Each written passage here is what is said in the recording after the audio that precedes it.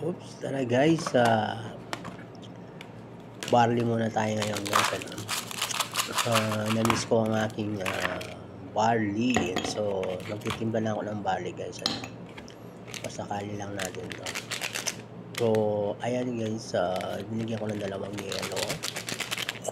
Tapos isang sachet na barley. Yan ang aking merienda guys. So, dahil marami na tayong nakaing mga matataba. So, magtimpla muna tayo ng barley. So, yan. Lagyan ko ng 2 yelo. Isang pack ng Shanty barley. Tapos, lalagyan ko lang siya ng mineral water. Ayan, guys. Tapos,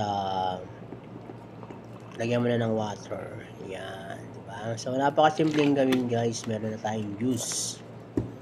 Masarap. Meron siyang meron siyang stevia, kaya nag-sweetener. Tapos, ginagamitan ko lang siya ng tongue depressor para hindi mawala yung enzyme niya.